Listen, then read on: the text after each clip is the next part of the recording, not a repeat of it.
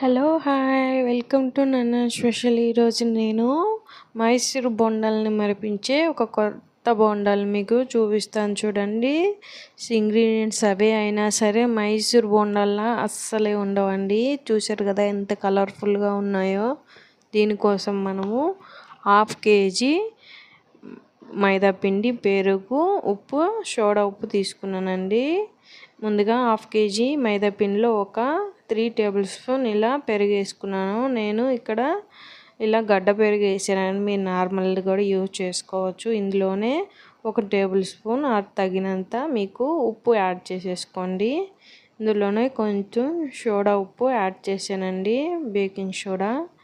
So ముందుగా తగినన్ని water add చేసుకుంటూ కూడా ఈ పిండిని మనము బోండాలుగా వేసుకునే పిండిలాగా మిక్స్ చేసేసుకోవాలండి. ఇప్పుడు చూసారు కదా, ఈ పిండి అంతా కూడా నీట్గా ఇలా కలిపేసుకోండి. కొంచెం కొంచెం వాటర్ యాడ్ చేసుకోండి. ముందుగా ఈ పెరుగు అనేది పిండికి ఇలా నీట్గా కలుపుకుంటూ ఇలా వాటర్ యాడ్ చేసుకొని ఉండలు లేకుండా నీట్గా పిండిని ఒక 5 minutes వరకు స్మూత్గా కలుపుకోండి. అప్పుడు బోండాలు అనేవి బాగా పొంగుతాయండి. ఏదో కలిపామని కలపకుండా బాగా మసాజ్ చేస్తూ కలపండి. పిండిలో ఉండలు అనేవి లేకుండా ఒక 5 minutes పిండిని కలిపేదానికి మీరు కేటాయించారనుకోండి, బోండాలు చాలా టేస్టీగా వస్తాయండి. చూసారు కదా, ఇలా పిండిని బాగా కలిపేసుకోవాలి. ఇలా బీట్ చేసేసుకున్నట్టు కలపాలండి. చూసారు కదా, ఇలా బీట్ చేస్తూ కలుపుకొని పిండి అంతా కూడా ఇందులోనే ఒక పెద్ద సైజు ఉల్లిపాయ, ఒక పచ్చిమిర్చి, కరివేపాకు యాడ్ చేసానండి. కొంచెం కొత్తిమీర కూడా యాడ్ చేసుకోవచ్చు మీరు ఇష్టపడితే. లేదు అనుకుంటే ఇవి స్కిప్ చేసేయచ్చు. మైసూర్ బోండాలు అనేది పెద్దగా లావు ఉంటాయి, కానీ తినేదానికి కొంచెం పిండి ఎక్కువ అనిపిస్తుంది కదండి. సో ఇలా ట్రై చేయండి, మీకు అసలు అలాగే అనిపించదు. సో ఆయిల్ పెట్టేశాను. ఈలోపు చట్నీ కోసం ఒక 4 పచ్చిమిర్చి ఇలా ఫ్రై చేసుకున్నాను. పల్లీలు డ్రై రోస్ట్ చేసేసి పక్కన పెట్టుకున్నాను. ఇప్పుడు పచ్చిమిర్చి తీసేసాక దానిలోనే పోపు పెట్టేసుకున్నాను చట్నీకి.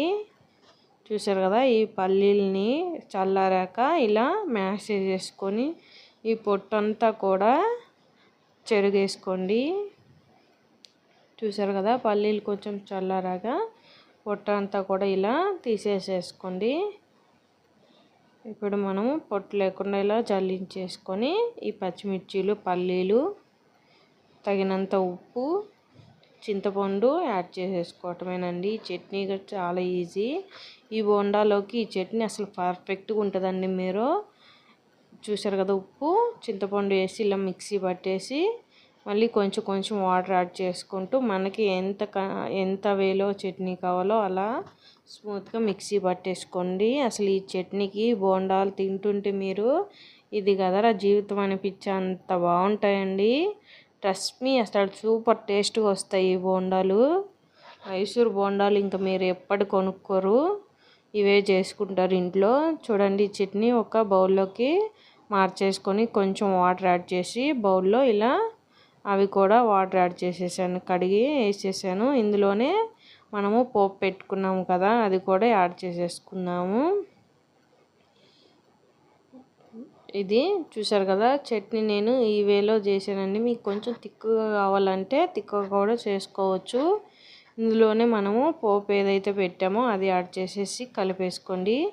చట్నీ రెడీ అండి బోండాలోకి. చూసారు కదా ఎంత సింపుల్ వేనో. ఇదే చట్నీ చేయండి మీరు బోండాలోకి. ఈ బోండాలు చేసినప్పుడు సూపర్ ఉంటుంది. సో ఆయిల్ హీట్ అయ్యాక కొంచెం కొంచెం పిండిలా బోండాలు యాడ్ చేసేసుకోండి. చూసారు కదా ఎలా పొంగుతున్నాయో. చాలా క్రిస్పీగా, లోపల అస్సలు పిండి ఉండదండి. ఓన్లీ బోండా లెంత్ చుట్టూతో ఎంతైతే ఉబ్బిందో ఆ లోపల పిండి అనేది అస్సలు ఫామ్ అవ్వదండి, బూరెల్లాగా అవుతాయి. చూసారు కదా, ఇలా బోండాలు వేసుకొని ఇవి గోల్డెన్ బ్రౌన్ కలర్ వచ్చే వరకు ఫ్రై చేసుకొని తీసుకోవటమేనండి. చూసారు కదా ఎంత ఈజీనో. మైసూర్ బోండాలు అస్సలు చేసుకోరండి, ఇవి ఒక్కసారి చేసుకొని చూడండి, మీకు చాలా నచ్చుతాయి. మీకు నచ్చినట్లయితే లైక్ చేయండి, సబ్స్క్రైబ్ చేయండి, బెల్ ఐకాన్ని ట్యాప్ చేయండి. Thank you for watching.